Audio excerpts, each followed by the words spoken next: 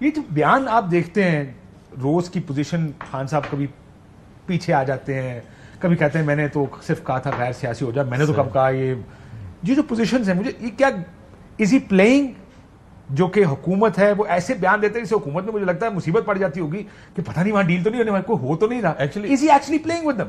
Actually Imran Khan is Imran Khan, और वो मेरा ख्याल है ये अपनी कंसिस्टेंट पोजीशन की फिक्र नहीं करते कि वो लोग कहेंगे जी 6 महीने पहले तो आपने कुछ और कहा था, अभी आप कुछ और कह रहे हैं, क्योंकि उनको एक चीज का यकीन है कि उनके जो चाहने वाले हैं ना, उन्होंने इधर से उधर नहीं होना, irrespective of whatever he comes up with. Sometimes people think, अच्छा फिर इवन जो अच्छे एनालिस्ट वगैरह, मैं कल मालिक का सुन रहा था एक टीवी चैनल पर, he was giving his point of view, उसने कहा क्या पोजीशन चेंज की है 9th मई के हवाले से।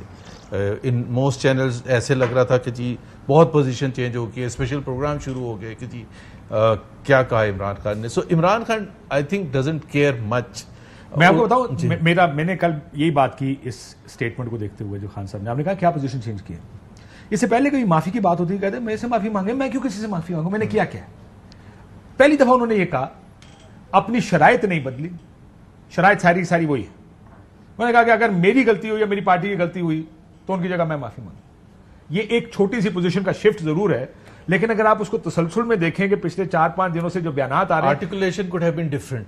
सो if I was to advise him on 9th में कि 9th में बड़ा सेंसिटिव दिन है, इस पे कोई दो राय नहीं है, सब कहते हैं कि जी 9th पे जो हुआ नहीं होना चाहिए था।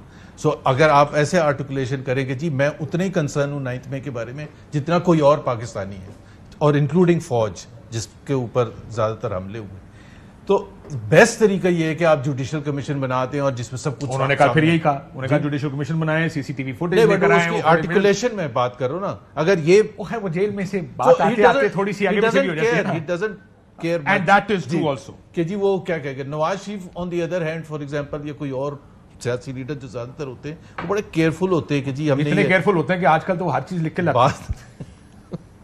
ये आप पासर हैं यार, आप तर्जुमान रहे, जब आप तर्जुमान थे तो हर चीज लिख के लाई जाती थी ना। केयरफुल होते हैं ना भाई आपकी ये सेंसिटिव, जिस तरह फॉरेन ऑफिस का कोई बंदा होता है, एम्बेसडर होता है, फॉरेन मिनिस्टर होता है, वो और होम मिनिस्टर में बहुत फर्क होता है the way you come out with a statement, क्योंकि आपको हर लफ्ज सोच समझ के बोलना पड़ता है। बट इमरान खान को वो फर्क, इमरान खान है इमरान खान और उनको लगता है nothing sticks to him either. जी, असल जो आप उसको so far nothing has stuck to him। हुकूमत के दरमियान थोड़े से अनपॉपुलर जरूर हुए वक्ती तौर पर, लेकिन how do you see Imran Khan politics now from jail? Fahd Husain साहब ने भी ज्वाइन कर लिया, जरा इनको भी इसके बाद शाम में गुफ्तगू करते हैं।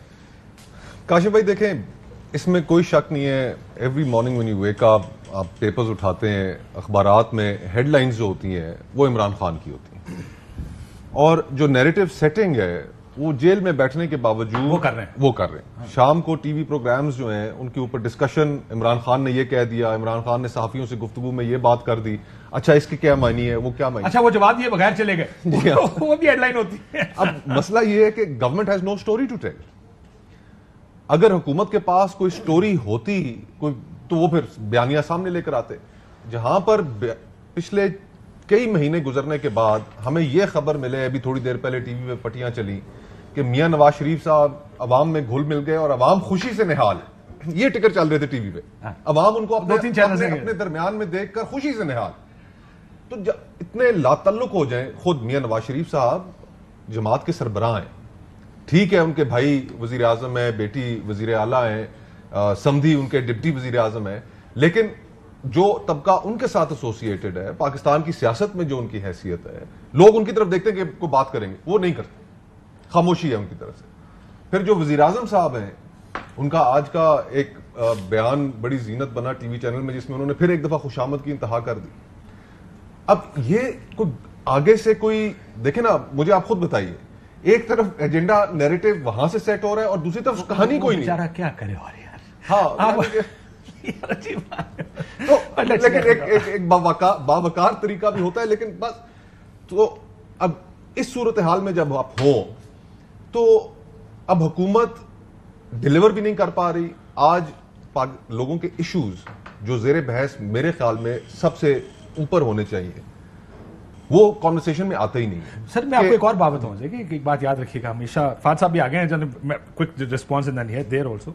हम मीडिया प्रैक्टिशनर्स हैं, जो ही हुकूमत आती है ना, फिर आप हुकूमत की कारकर्दगी के पीछे एक नेचुरल कोर्स है कि आप हुकूमत की परफॉर्मेंस, मईशत, बिजली महंगी, पेट्रोल बम गिरा दिया, ये तारीखी तौर पे जुमले हैं जो मीडिया इस्तेमाल करता है।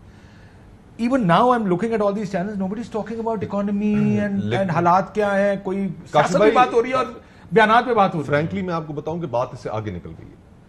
हालात की संगीनी का आप इससे अंदाजा लगाएं कि इस वक्त 50% पाकिस्तान, 50%, आधा मुल्क सतह गुर्बत से नीचे जा चुका है। आधा मुल्क, ये बहुत बड़ी फिगर है। फिर उसके बाद आज and rising the trend is not the other way कि लोग अपने बिजली के बिल नहीं दे पा रहे, गैस के बिल नहीं दे पा रहे, घर का किचन का खर्चा नहीं चला पा रहे, बच्चों की स्कूल की फीसें नहीं दे पा रहे। लोग अभी ये जो पल्स का जो सर्वे रिपोर्ट आई कि 72% पाकिस्तानी, 50% तो सतह गुर्बत से नीचे चला गया, 72% पाकिस्तानी इस वक्त अपना गुजारा नहीं कर पा रहा। तो जहां पर जिस मुल्क के अंदर ये हालात हो, अफसोस भी होता है कि हम राह नहीं निकाल पा रहे। अभी भी ये फोकस नहीं है, ये फोकस डिबेट का और बहस का। डिबेट अभी भी सियासत के गिर्द घूम रही है ना।